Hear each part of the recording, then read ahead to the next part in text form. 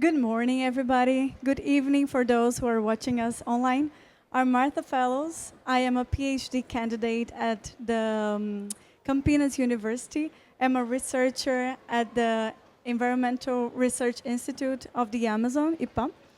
And we are here gathered to have this beautiful session, and I'm really happy to be with you all, entitled Community and Indigenous-Led Climate Action, New Measures from the Global South. And to start, I would invite, okay, she's here. I would like to invite Masha Kovner to do the opening blessing. Please. And Apolline, sorry. Masha and Apolline, please. Okay, thank you. For this open ceremony, we have to call our ancestor and the four direction energy. I want to do it in my native language.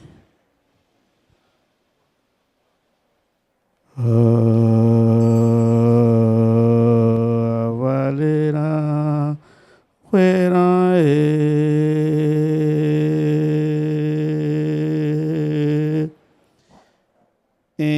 Valera, fuera, fueron, vale, vale, fueron, vienen, vale, donde hago ya. Mia,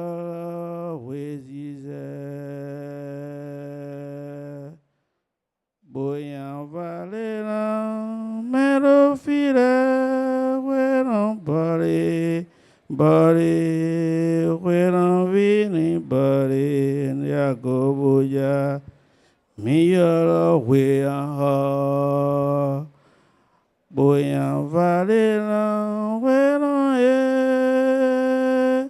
fueron bari, bari, bari. Fueron vini bale un Jacobo ya. Minha valera tawe, minha valena igualó. Minha valena togbo miton. De ero kero poji boro gawe ji boro gatonji. Minha valena Togbo ero gere jire yeni wa hunu son enu. Oya vale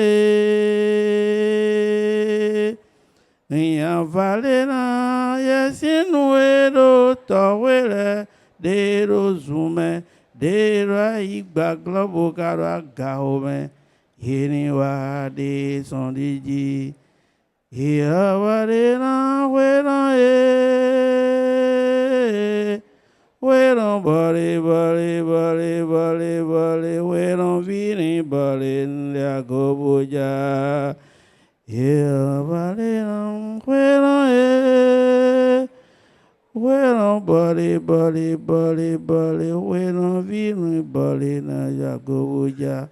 Un vector de jaca, tolero, atawi, tolero, avamu, faini agora noé, gobulivo.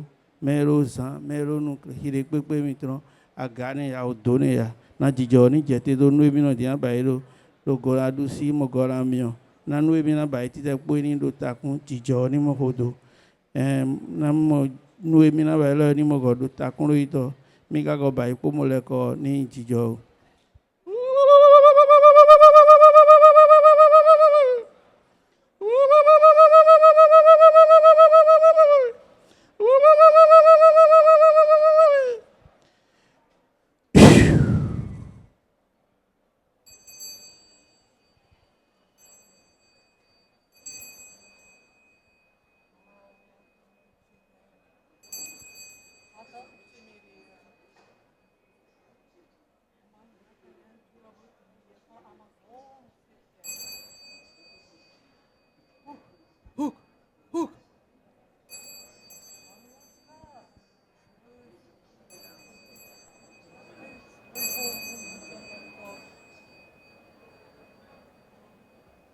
Min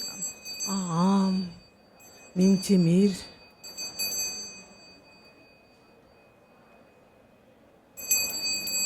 Töyçö bollun bumanna turabıt. Yeha kellen. As al otum içide.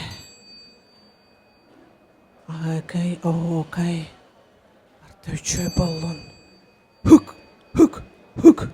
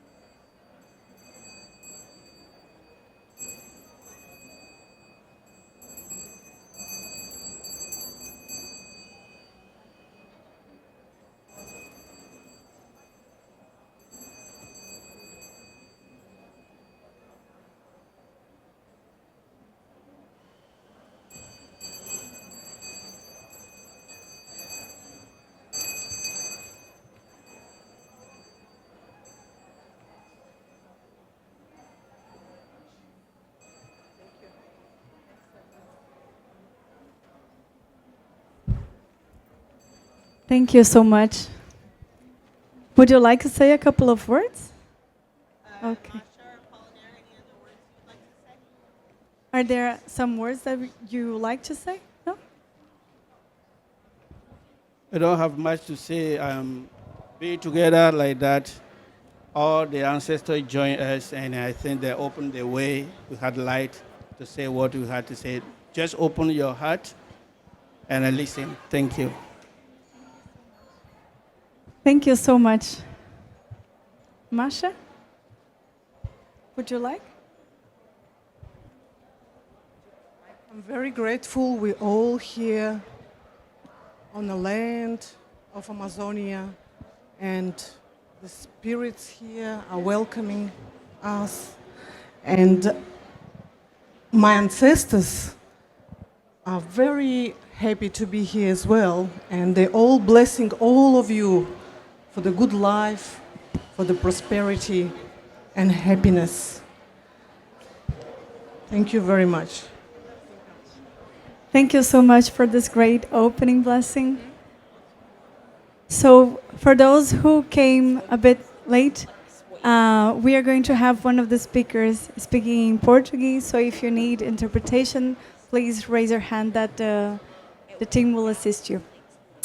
Well, to start with the event, this session will bridge two critical areas of climate action, empowering local communities and indigenous peoples to lead on adaptation and enabling them their governance to define and act on climate change based in their science, rights over their lands, and aspiration for a better future. Our objective here is to advocate for indigenous and local communities' rights to ecosystems, metrics, and governance systems that result in an enforceable protection of ecosystem and climate action. Oh, lightning. Sorry? So we know that climate change is affecting all but especially the youth. Have a lightning cable. Therefore, 18 young representatives from the Brazilian Amazon have been, throughout this year, developing their communitary adaptation projects to combat the risks posed to their autonomy and territory. Hilary, from the Borari people, is one of the scholarship members of the Youth for Climate Initiatives, supported by IPAM, and cultural survivor here represented by Edson Krenak. She was not able to be here in person, so she sent us a video to tell the story behind the project that she's organizing and leading. Oh, he's Yes. looking. I think he's trying to. Eu costumo dizer que o meu maior orgulho, uma das coisas que eu mais gosto sobre mim, é de ter nascido aqui, em Alter do Chão, no interior do Pará, um dos lugares mais bonitos do Brasil e do mundo. E hoje em dia, mesmo estando longe da minha casa, da minha terra, tive que sair daqui para o outro lado do Brasil para cursar a faculdade, eu procuro levar um pouco do que eu aprendi com os meus ancestrais, com meus avós, com os meus pais, sobre a cultura e as nossas tradições, principalmente no que diz respeito às plantas medicinais. Então, no meu dia a dia, na graduação de medicina, eu procuro levar os conhecimentos que eu tenho sobre a medicina tradicional, dos povos tradicionais, e tento fazer a diferença na vida dos meus pacientes com esses conhecimentos. E agora eu quero compartilhar um pouco da minha terra e da minha cultura com vocês.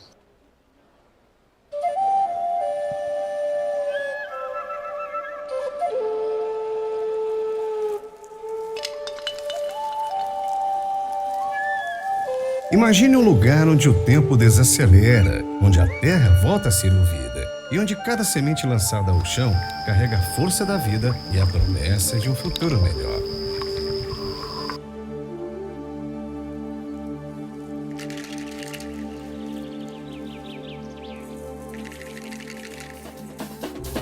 Esse lugar existe. Ele se chama Alter do Chão.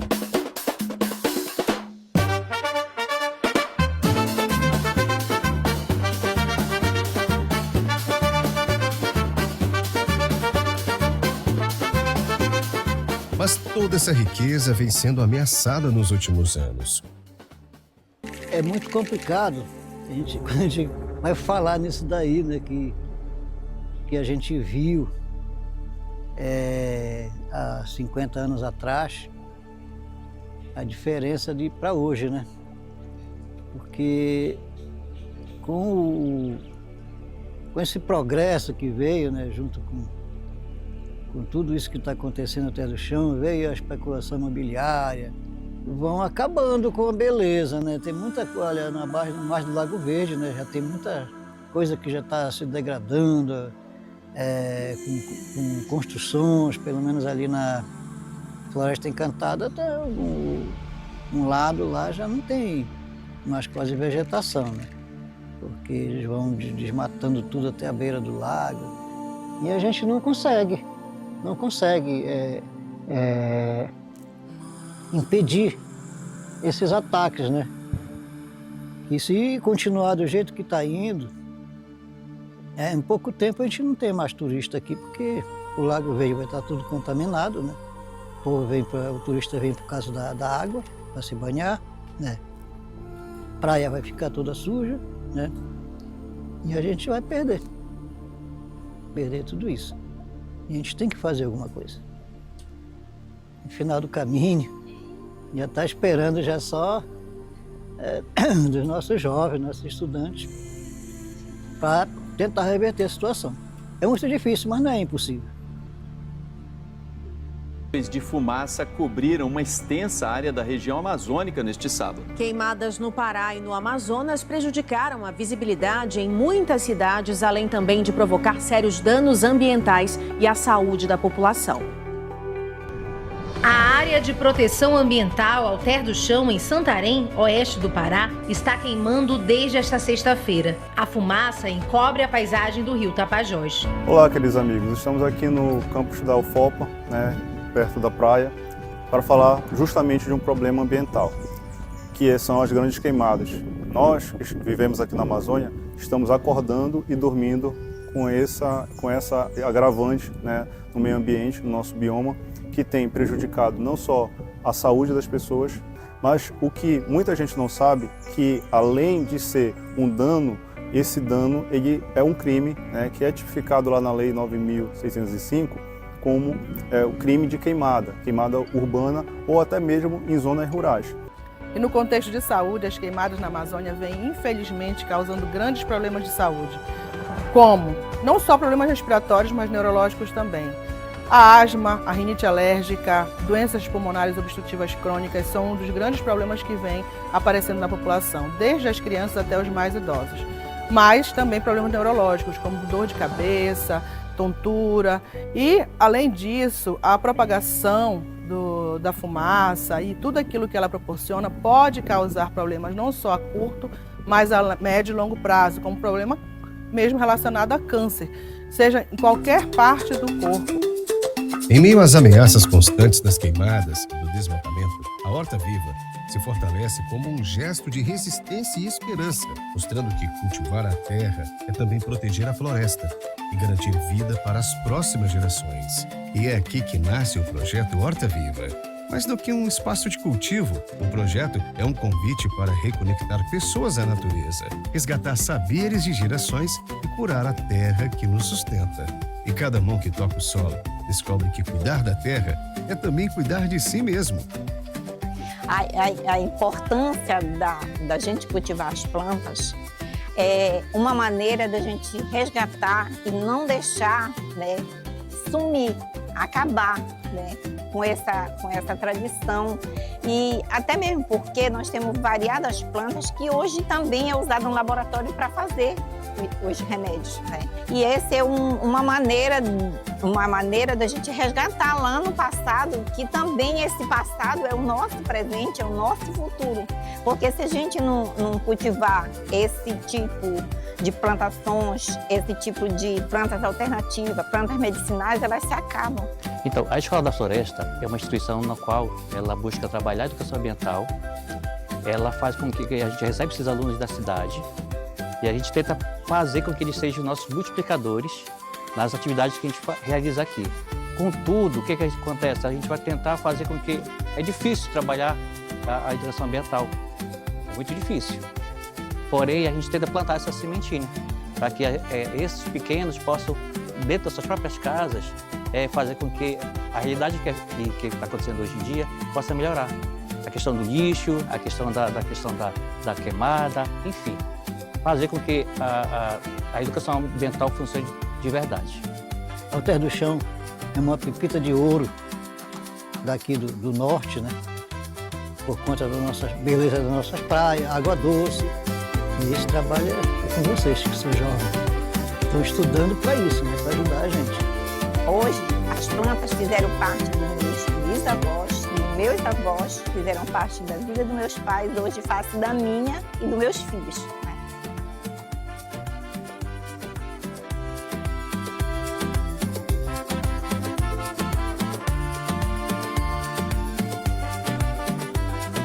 Projeto Horta Viva, em Alter do Chão, replantando saberes, curando a terra e cultivando uma amanhã melhor.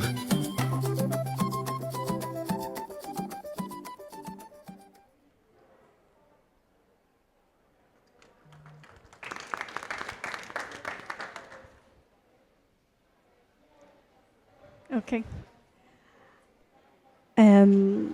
I would like to share a piece of information with you all. This is true for the Brazilian Amazon and from other regions as well. You know that indigenous territories and protected areas are the most well conserved, therefore very important for climate balance. And it's really great for us to be supporting the youth in dialogue with their community and with their elders, because the youth when they connect to their elders, they get stronger, they reinforce their cultures.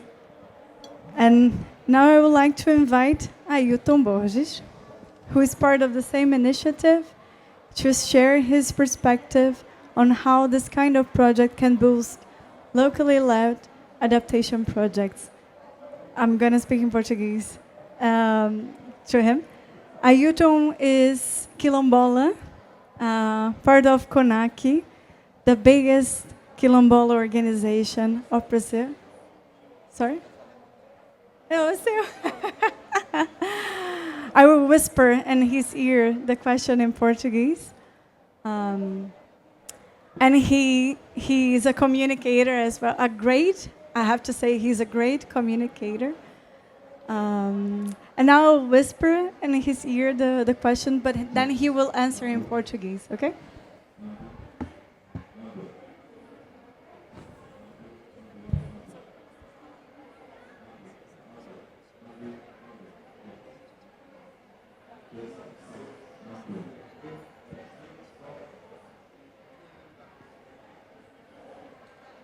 Bom dia. Então, vamos lá, vou falar compassadamente. Eu me chamo Ailton Borges. Aqui. Eu me chamo Ailton Borges, venho do território quilombola de Itacoamiri, que fica localizado próximo aqui de Belém, em torno de 40 minutos. E eu sou comunicador popular, a minha formação é em publicidade, pela Universidade Federal do Pará, e também eu fui aprovado dentro de um processo seletivo, que é para indígenas e quilombolas, que é o PSE, Processo Seletivo Especial. E então, eu também atuo dentro da Coordenação Nacional das Comunidades Quilombolas do Brasil, que é a CONAC, dentro da Assessoria de Comunicação e Imprensa. Mas trazendo um pouco da perspectiva do projeto Jovens pelo Clima, uma iniciativa do IPAM, juntamente com a Cultural Survival, é uma iniciativa que contemplou 18 jovens de diversas regiões da Amazônia Legal, onde esses jovens pensaram de forma coletiva e conjunta em projeto de adaptação e mitigação. Mas, Ailton, como é que funciona esse projeto? Esse projeto ele é baseado em soluções territoriais, onde ele foi pensado, criado dentro do chão dos territórios tradicionais. A gente tem dentro do projeto jovens indígenas, quilombolas e extrativistas. E eles estão espalhados, pensando em soluções que possam vir diminuir os impactos climáticos e ambientais dentro dos nossos territórios. A gente sabe que dentro da Amazônia Legal ainda existe muitas comunidades remotas, onde nem acesso à energia, a saneamento básico ainda tem. O último censo do IBGE, ele nos mostrou isso, né? De como essas comunidades elas se encontram sem políticas públicas. Tem territórios que a prefeitura praticamente fica em torno de 1h30, né, desses territórios. Particularmente, é pouco tempo, mas não tem acesso a políticas básicas mínimas. Então, os nossos territórios, dentro da Amazônia Legal, sofrem muito com empreendimentos predatórios, né? Empreendimento esse que visa o lucro, o capital. Então, partindo dessa perspectiva, esses 18 jovens pensam em coletividade. Aí surge essa semente, né? Surge essa iniciativa. Então, essa iniciativa ela é justamente para a gente conseguir minimamente diminuir esses impactos. A gente sabe que hoje no Brasil, projetos que venham de fato financiar a juventude ainda é invisível. A Amazônia, particularmente os povos tradicionais da Amazônia, ainda seguem invisibilizados dentro das políticas públicas. A gente vive no espaço de COP30, nacionalmente e internacionalmente, onde se fala dentro da Amazônia. Mas dentro dessa Amazônia existem pessoas com corpos, que são territórios, e que elas estão lutando para a sua subsistência, estão lutando pelo básico. A minha casa fica às margens do rio, né? A gente já teve que se mudar praticamente umas 4 vezes em 6 anos, por causa da erosão do solo, né? Esses são efeitos que pode parecer, mas você mora nas margens do rio, né? É comum. Não, não é comum. A gente vive isso diariamente, né? Eu lembro que eu fui para uma festividade da minha comunidade, com a minha família, há 2 anos atrás. Quando eu cheguei, a minha casa estava debaixo da água. A gente entrou dentro de casa, a minha mãe falou para o meu pai a seguinte frase: a gente vai precisar se mudar daqui. E, de fato, meus pais saíram das margens do rio e foram morar para o centro, né? Hoje, lá em casa, não mora mais ninguém. Opa! Não mora... Vamos, 3 minutos. Não mora mais ninguém. Então, o que a gente quer trazer com isso é que vocês conheçam e compreendam que existe jovens dentro da Amazônia Legal que estão lutando, né, diariamente, lutando para a existência dos nossos territórios. Então, para finalizar, eu queria deixar uma frase que eu escrevi, mas eu gravei na minha cabecinha. É o seguinte: a gente somos 18 jovens, indígenas, quilombolas, extrativistas, que pensaram em soluções de adaptação e mitigação, porque não dá só para falar em adaptação sem falar em mitigação, baseado no chão dos nossos territórios. A gente tem projetos de adaptação que trabalha a água, que tem territórios que não possuem água, como o meu, territórios que têm se baseado em soluções através da horta medicinal, aonde muitas vezes não tem nem acesso à saúde nos nossos territórios, né? A Covid mostrou isso para a gente muito forte. A gente tem planos de adaptação que trabalham a terra partindo das nossas vivências e nossas realidades. E essas soluções foram pensadas pela gente, né? Construídas pela gente. Então, nós, jovens da Amazônia Legal, 18 jovens, mas não só 18 jovens, nós somos milhares, porque a gente representa as nossas comunidades, extrativistas, indígenas e quilombolas. E a gente tem tentado ecoar num pouco o que a gente precisa, o que a gente necessita. Isso é possível quando se ouve o chão do território, quando se ouve a juventude. Porque a gente não somos só futuro, gente. A gente somos um presente. E esse presente precisa ser ouvido. Esses projetos, eles começam a ser pensados e vão sair do papel e vão ser executados. E isso é possível também quando a gente consegue financiamento climático e financiamento direto e comunitário, partindo das soluções que a gente colocou dentro do nosso projeto. Porque só assim a gente vai conseguir pensar em um futuro justo e sustentável. E não existe justiça climática sem ouvir os territórios quilombolas, indígenas e tradicionais da Amazônia Legal. Obrigado.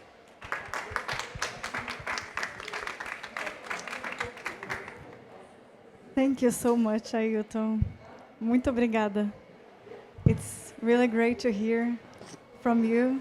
I'm a huge fan of all of the 18 young people that we are supporting throughout this year. I'm always crying in our meetings because they are simply great. Okay, but now I'm handing to Maina Pomarin from Global South House. Now we are crossing from the Amazon all the way to Asia, because we want to hear how the Pastor Rise Fund, with its strong background and work, how you're dealing with the issues that you're facing, specifically the women and climate action experience that you have. So please. Hello. Good morning, everyone. Buen dia.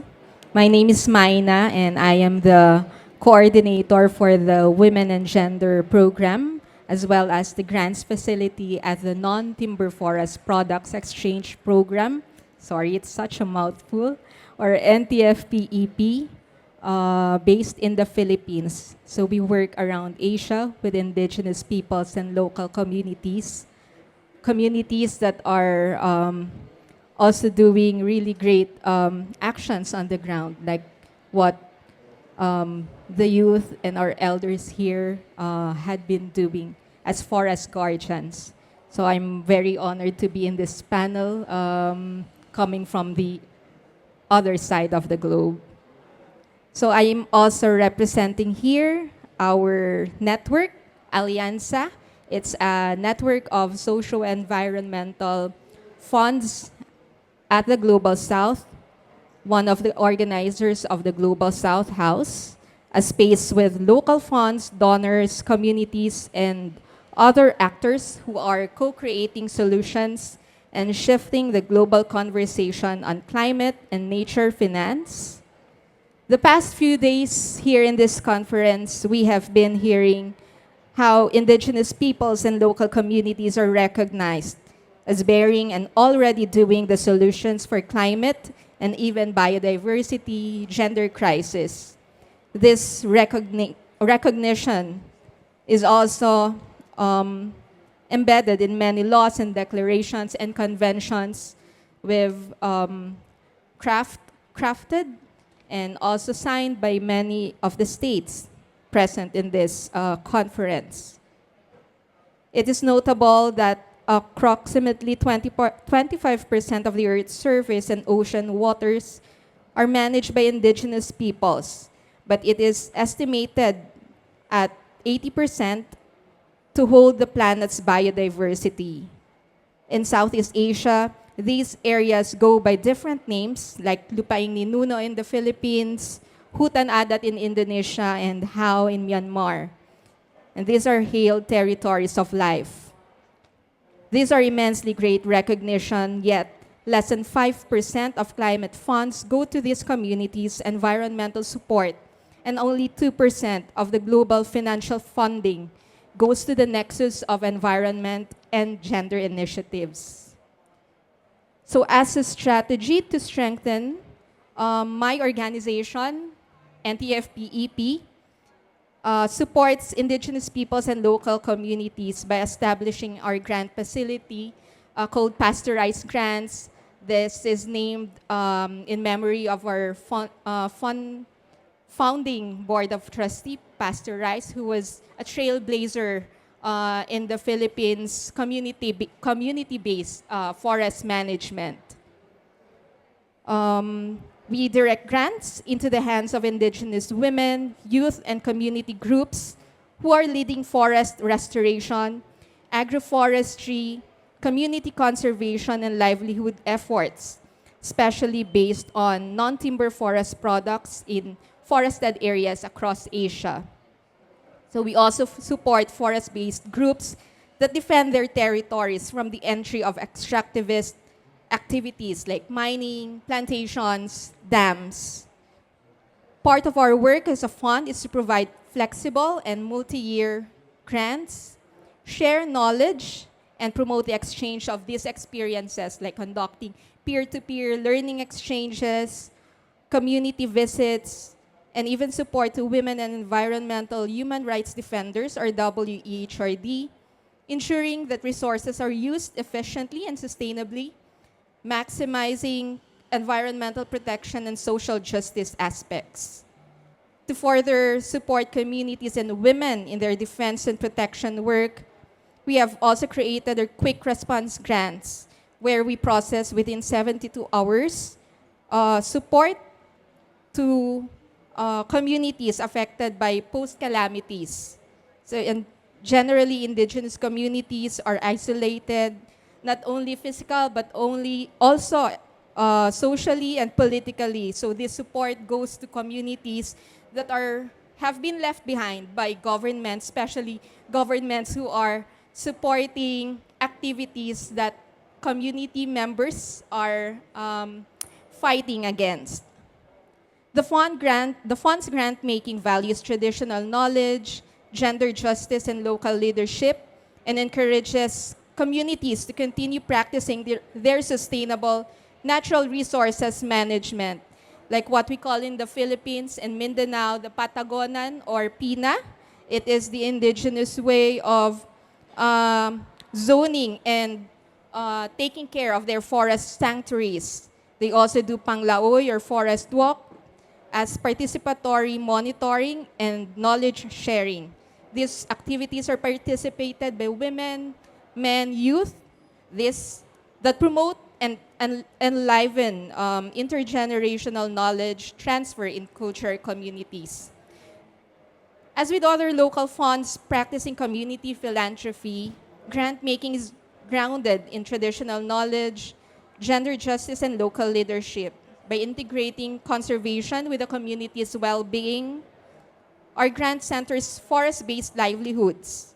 For instance, for agroecology, home gardens, restoration of native food plants, similar to what is also being done. These activities are not only ecological, they sustain nutrition, income, and cultural traditions of communities.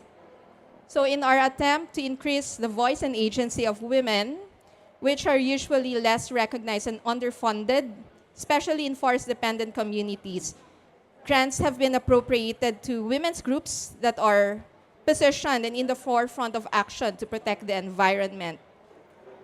This support are going into organizing and strengthening women's networks, establishing climate resiliency, environmental defense and protection and conservation.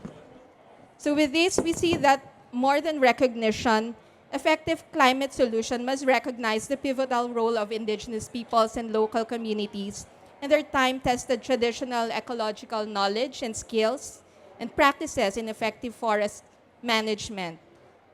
Earmarking funds for women's actions has evidently increased their agency and leadership, determining their own pathway for development. And as a local fund supporting communities, especially women and youth, we already move resources efficiently and with care and trust, but we call for greater scale and better access to finance communities already taking up and implementing real and direct ground actions to respond to climate and the multifaceted crisis. So I'll end with this and happy to entertain questions if you have later.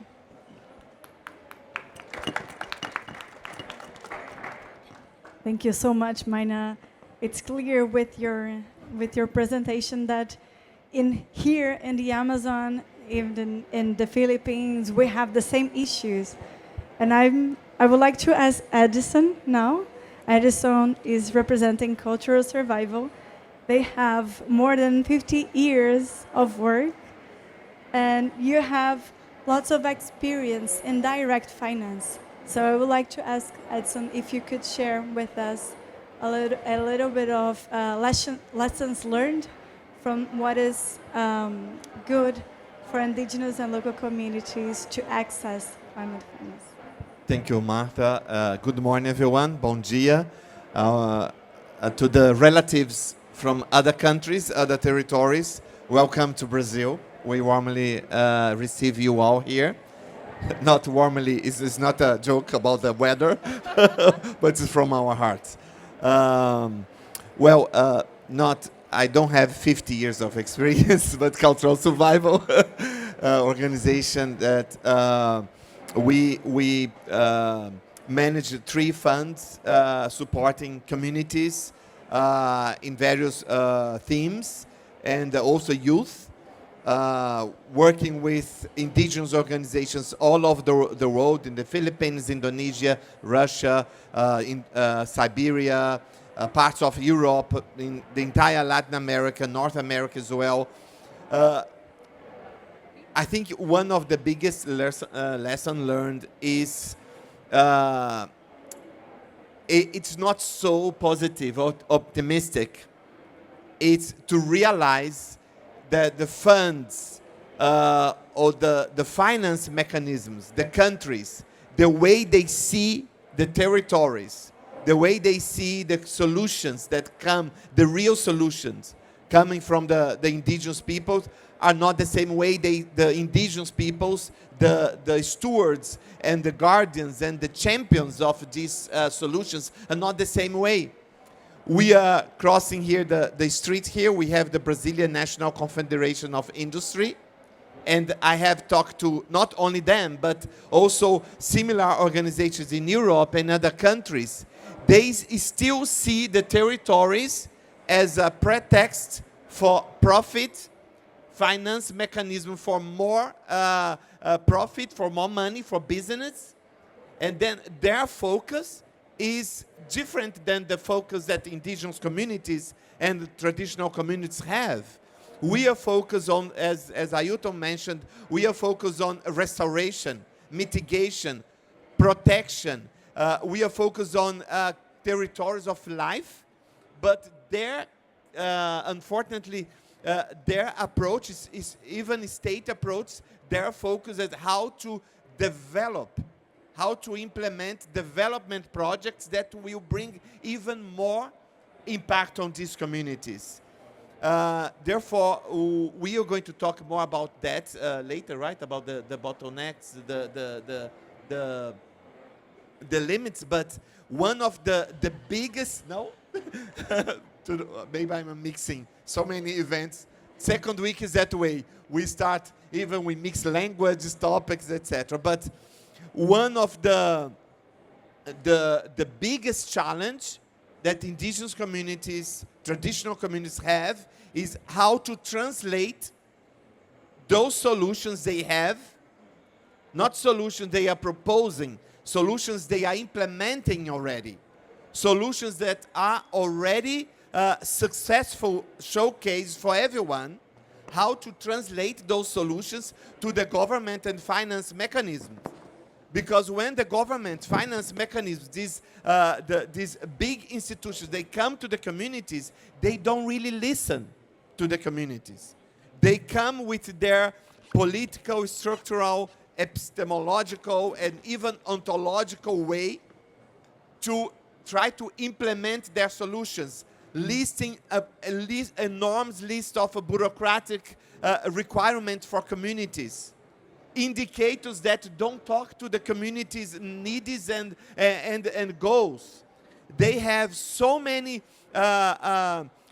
let's say, barriers to give to those communities access to finance, access to the solutions, to implement it, to support and guarantee those solutions, that even what the communities have already succeeded. For example, yesterday, we had a celebration, the Brazilian hub, of lands, indigenous people lands being demarcated. But unfortunately, demarcating land is not enough, because the communities with lands demarcated, with lands, territories entitled to them, they face another threat, like Hillary shared in the video with us in the beginning.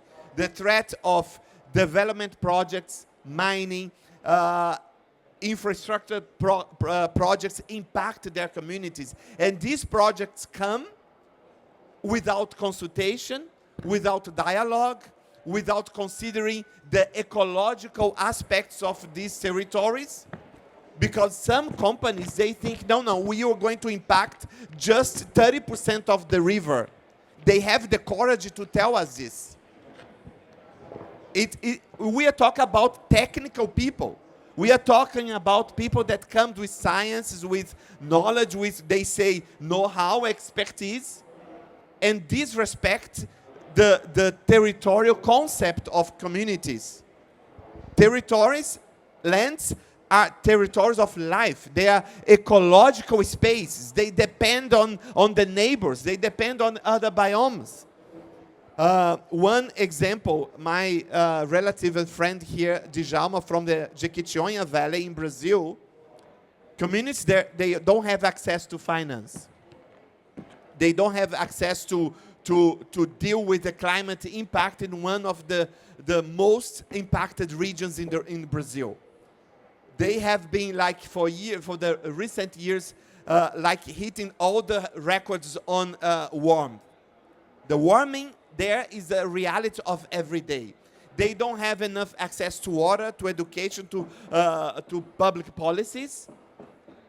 There's no, and when they talk to the financiers to fund their implementation projects, they have to stop everything else they do. The mothers, the leaders, I have to stop the education of my kids. I have to stop my small crop. I have to stop my ceremonies just to dedicate a huge part of my life to study the requirements of the bank, to read everything, to prepare the application, and then to receive a no after 1 year or 1.5 years of preparation. In the meantime, in the same territory, they are leaving a mining company that is violating all possible industry and environmental protections, contaminating the air, the soil, the river, building a huge mining tailings, 60 meters from a river, 600 meters from a school. This company got approved 485 million reais, what is more than $100 million. They got approved this year from a fund that is called Climate Fund. Can you understand this discrepancy? When I talk about ontological discrepancy, difference, I'm not talking about philosophical or abstract ideas. We talk about the real things that impact our territories. Then the biggest lesson learned is not only listening, it's not only demarcating, but the authorities need to really protect these lands, these territories, these champions. Thank you. Thank you so much, Edson. Usually we don't bring good news when we're talking about climate finance, but it's good to know where we are standing so we know how far we are still from the center that we would like to see. Talia, I wanted to ask, you're representing Wisdom Keepers delegation, and your work also spans continents, bringing climate solution around the globe. And thinking about climate finance, the how can I say, the decision-making process also depends on listening, as Edson said, listening to you, indigenous peoples and local communities representatives. So I wanted to hear from you how you see the involvement, the process of indigenous engagement in COP, and if you see any difference in between COP30 from the previous conferences. Thank you for this question. Imanaja Mashikuna, Nyukashutimi Italia y Arina, Ecuador, Otavalo, Jactamanda. I spoke at a press conference yesterday that also rang true to that question. So I'd actually like to read some of what I shared yesterday. And so what I shared was, I want to speak clearly about what I'm witnessing here at COP30. Indigenous peoples continue to demand meaningful participation and decision-making power in negotiation spaces. And yet, even as this COP has been publicly framed as the Indigenous COP, Indigenous leaders remain structurally excluded from the decision-making authority shaping these negotiations. These decisions directly affect our territories, our communities, our peoples, our lands, and our futures. In many cases, Indigenous peoples are still even fighting to get into the room. The access and effective participation that we're calling for must seek to extend into the negotiation spaces. We seek a meaningful role in shaping the decisions and language that determine whether our rights are upheld in practice. And so you do not respond to legitimate calls for participation with increased militarization and security. You respond with transparency, you respond with dialogue, and you respond with shared governance. And at the same time, we're seeing here that fossil fuel lobbyists have greater access to the negotiation halls than Indigenous peoples whose lands and futures are directly on the line. This imbalance directly undermines the integrity of the COP process. If any of us, all of us, who have the privilege to access these halls, and you're not standing in solidarity with the Indigenous peoples of Brazil who are demanding governance and self-determination, then we must question why you walked through these doors in the first place. We are here because the world cannot afford climate solutions that exclude the very peoples who have safeguarded biodiversity, land, and water for millennia. Indigenous governance is central to climate justice and to the survival of our communities and ecosystems worldwide. And so although we have seen an increased visibility in how many Indigenous folks are here, I will always share that there is a difference between visibility and governance. We can have access to the space, but do we have access to the rooms where the power is being held, where the negotiation text is being influenced? Because there's a huge difference between visibility and governance. And so I'll continue to share how important it is for us to stand in solidarity with our relatives who we are currently on their territory, taking up space on their land, and allowing increased hyper-militarization to take place outside of this COP, many of which from indigenous communities from across the world have a very complicated relationship with the military. And it can be extremely triggering to walk into spaces where there's hundreds of military personnel outside holding AK-40s while we're walking into a climate conference. Many of us have had direct, first-hand relationships with the military in our territories, defending our people. And a lot of folks that do not have that firsthand experience don't understand how hard it can be to walk into this space every morning and what kind of mindset we walk in after we walk through and see what we see just to walk into this space. And so I encourage everyone here to continue to stand in solidarity with not only the indigenous peoples of the 7 sociocultural regions of the world, but specifically the relatives of whose land we are on right now. Thank you. Thank you so much. We still have a couple of minutes to maybe 1 or 2 questions, but we have to be brief. Anyone? Sorry?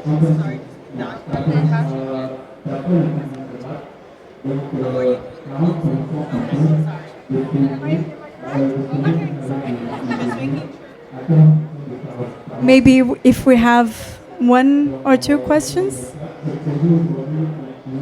I don't want to discourage you because of time limit. If you want to keep the conversation on, we can also use the space here. Okay. Then if there is no question, I will hand to Mendahi and then to you to do the wrap. Okay, perfect. Mendahi, please.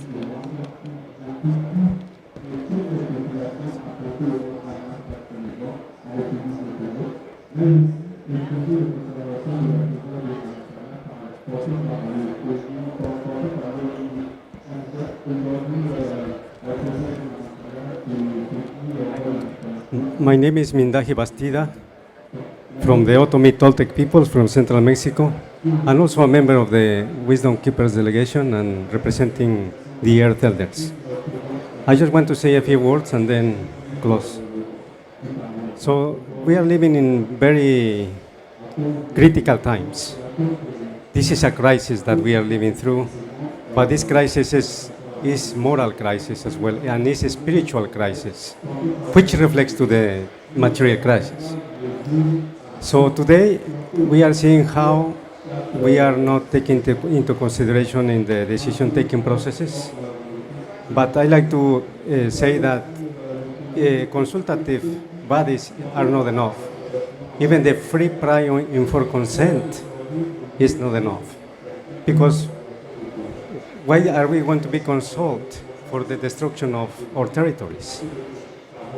We need to be in places that decisions are taken together with the people of the territories.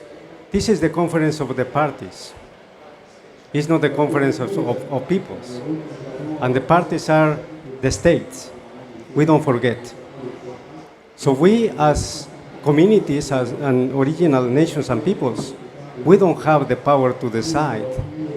Because when they come to our territories, they apply these national laws to carry out concessions on top of our territories.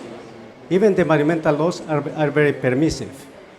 The environmental laws that we have in our countries, very permissive for the exploitation and extraction and taking over.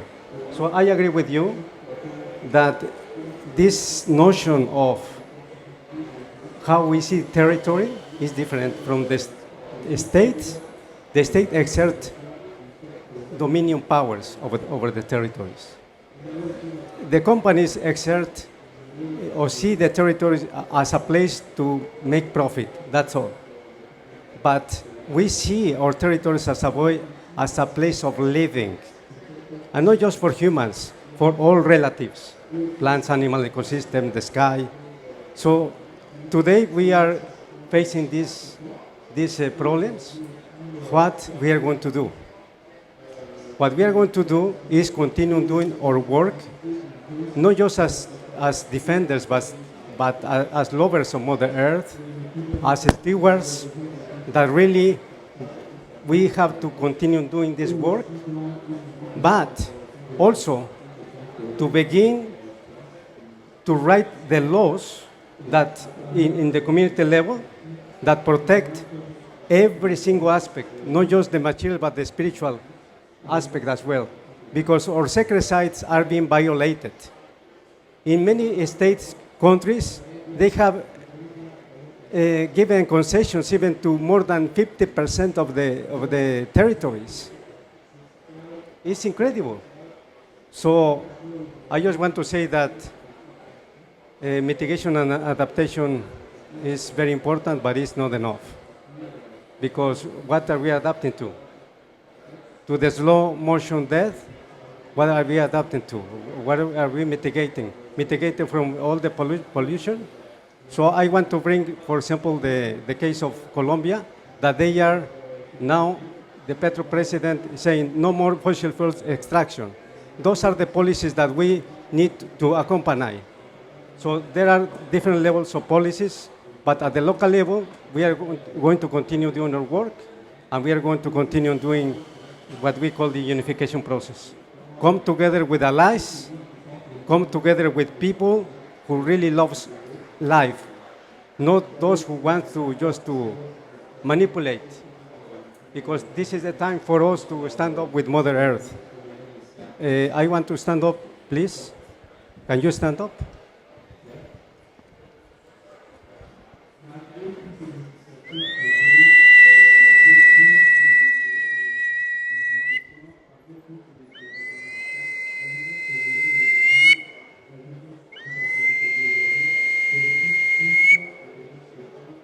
Yesengwa chi mashikenya, yesengwa chi oka dada nana chi acte, yesengwa.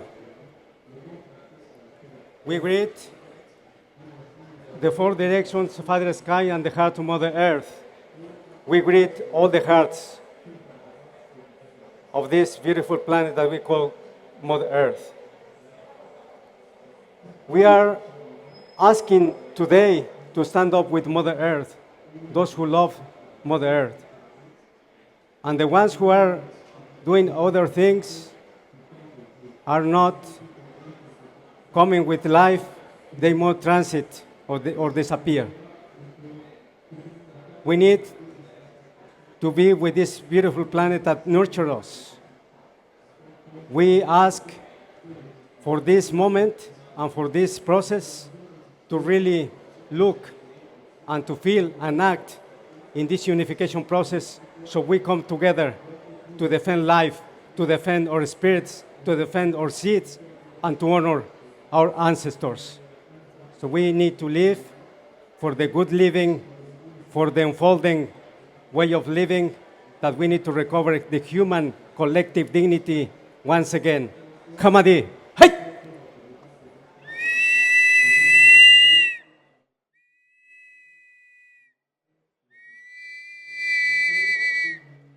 Thank you.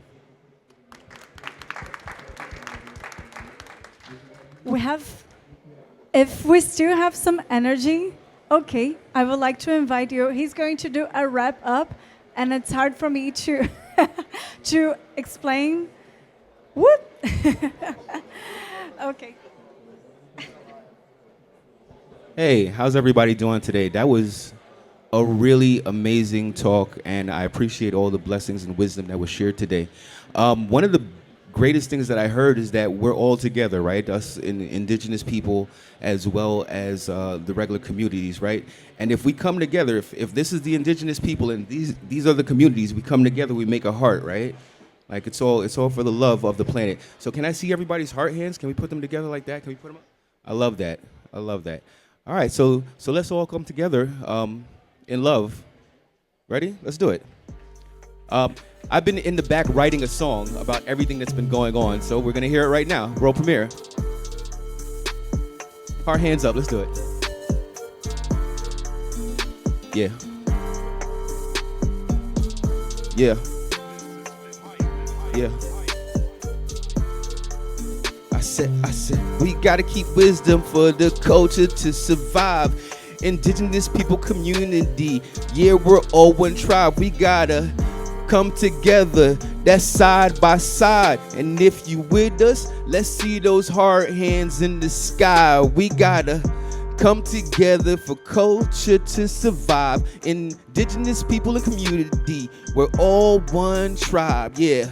We gotta do it for us to survive. And if you with me, let me see those hard hands in the sky. We need modern tech and traditional wisdom. Thank you to Masha and Apollina for the ancestors' blessings. We can accept ancestral lessons with us all on this journey. Even take them to college like Red Larry Barari. We know that we can get, now we need the how. Like bringing wisdom to the city, like alter the child. We can whisper the questions, but responses should be the loudest. Just like Martha did when she was talking to Alton Borges. Shout out to him for being an excellent communicator. You can think of me as your hip hop translator. We gotta come together for justice and truth. Plant the seed and grow a tree just like those 18 youth. The ancestors hold the key for the solutions that work. Adaptations for community and Mother Earth. We have hope, although the future might feel quite scary. Justice needs inputs from Quilombo and indigenous territories. If we can come together, we can crack the code. Welcome to Mina Bel Pamadin from the other side of the globe. We got the same problems from the Amazon to the Philippines. We need climate finance to make solutions big as they can be. Edson, we all feel the warmth that you're giving, warmth from your heart, not from the bad air conditioning. Climate justice needs financing, and that's for the future. More funding for protectors and less for polluters. This is supposed to be Indigenous COP. It seems it's only visibly. We need Indigenous inclusion politically. I appreciate the passion, Talia, and the wisdom provided by Mendahi Bastida. It's a feeling and true logic. These lands people not for profit. We gotta stand with Mother Earth, and unless they stop it, yeah, we all believe it. If we're standing here, I hope that those against the earth all disappear. Yeah, we gotta keep the wisdom for culture to survive. Indigenous people, local community, we're all one tribe. We gotta come together, that's side by side. And if you with me, let me see those hard hands in the sky. We gotta keep the wisdom, culture will survive. Indigenous people, local community, we're all one tribe. We gotta come together, that's side by side. And if you're with us, let me see those heart hands in the sky. We gotta come together, that's side by side. And if you with us, let me see those hard hands in the sky. We gotta come together, that's side by side. And if you with us, let me see those hard hands in the sky. Make some noise. Thank y'all very much. I appreciate the time and the opportunity. My name is Dex McBean. I'm here from a company called Event Rap. We are doing these rap pop-up activations everywhere. So if you have another talk that's going on and you'd like to have a wrap-up at the end of it, please see me or my colleague, Barbara Brinkman. Also, I have one last ask for you. We are also underfunded, so we don't have a video team. So if you took any videos with a third hand that you may have been hiding while you were making the hard hands, please feel free to see me to Dropbox it to us. And thank you. Appreciate you.